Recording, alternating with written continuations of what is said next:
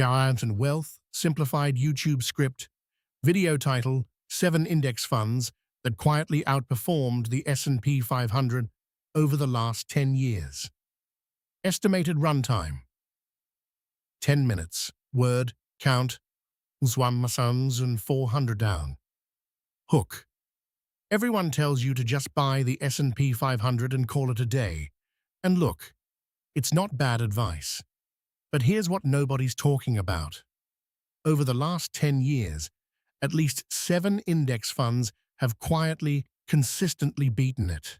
Not hedge funds, not some guy on Reddit picking penny stocks. Index funds. Boring, low-cost, set-it-and-forget-it index funds. The S&P 500 delivered roughly 12.5% average annual returns over the last decade. That's genuinely great. But what if I told you some of these funds were pulling 14, 15, even 16% annually over that same period?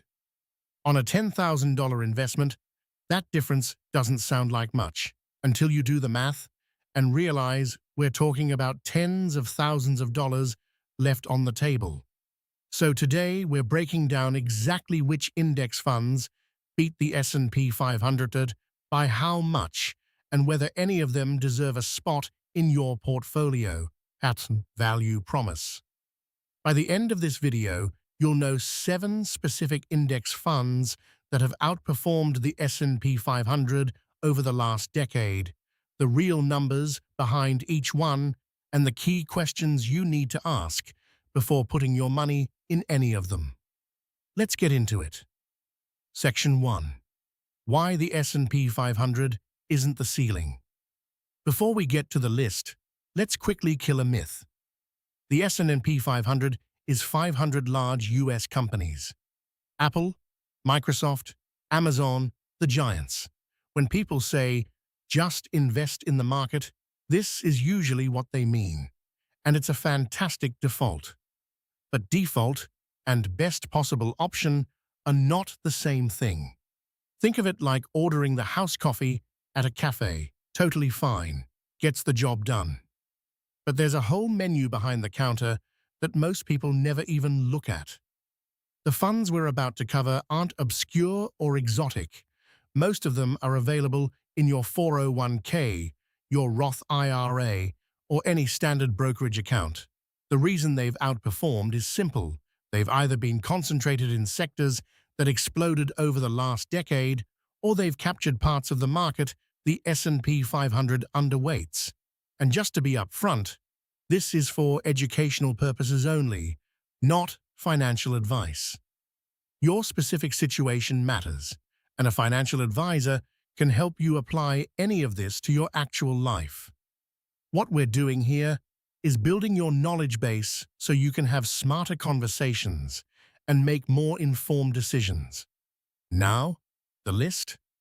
Section 2, Funds 1 and 2, the Technology Tilt.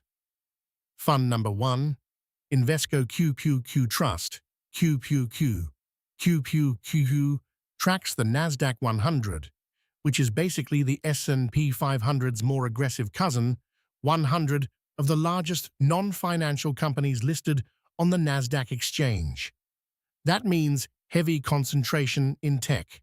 Apple, Microsoft, Nvidia, Meta, Google.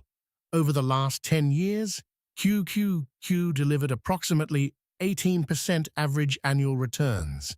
Compare that to the S&P 500's 12.5%, and on a $50,000 investment made 10 years ago, you'd have roughly $265,000 in QQQ versus about $163,000 in a standard S&P 500 fund.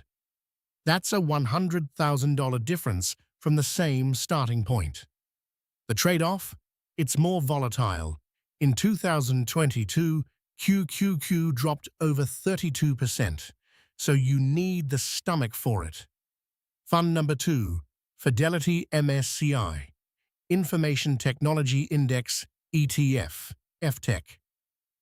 If QQQ feels too broad, FTech goes even more targeted. It tracks only the technology sector within the US market. We're talking pure play tech exposure. 10-year average annual return, roughly 20 to 21%.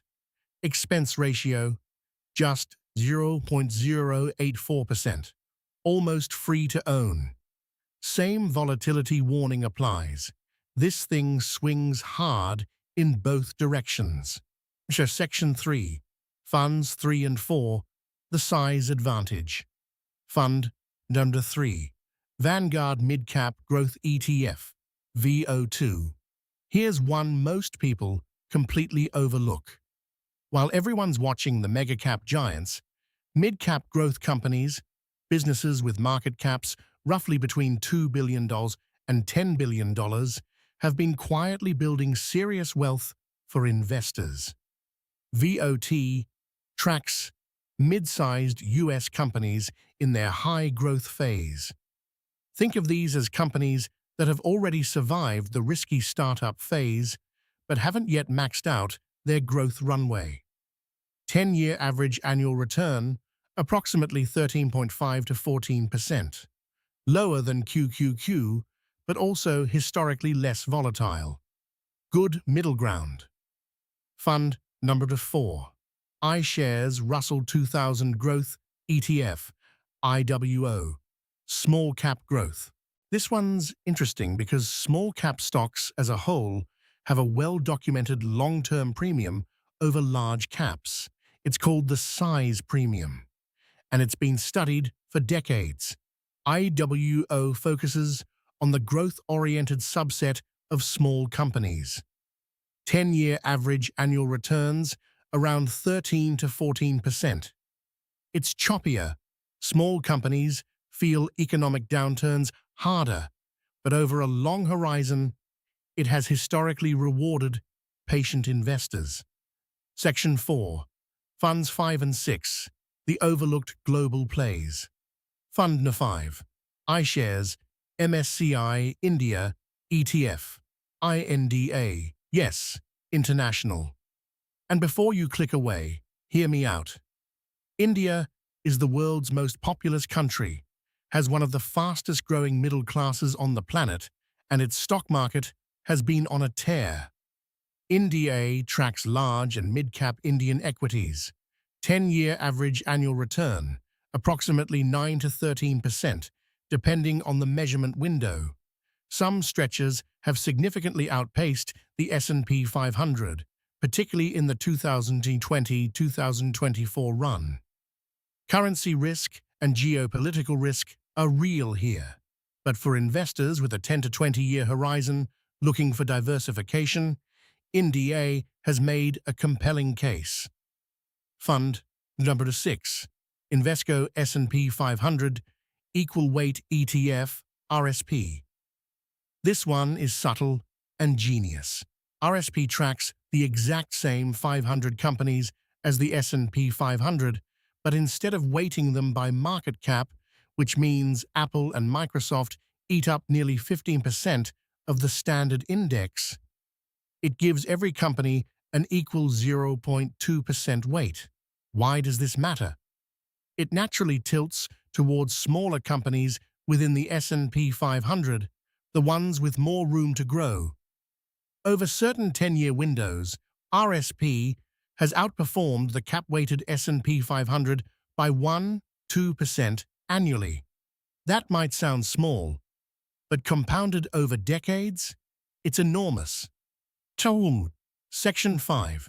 Fund 7. The Dividend Growth Dark Horse. Fund 7.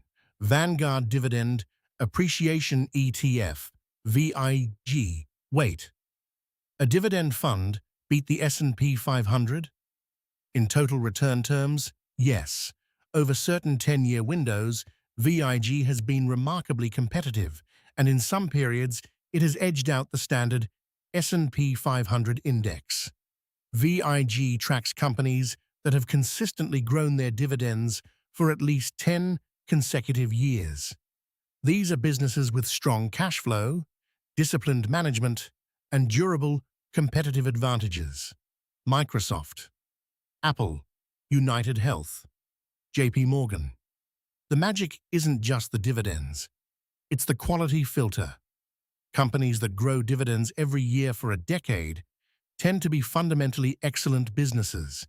VIG has delivered roughly 12 or 13% average annual returns over the last 10 years, with noticeably lower volatility than QQQ or the tech-heavy funds. For someone in their 30s or 40s building a core portfolio, this one deserves serious consideration. Section 6. The 3 questions you must ask before investing.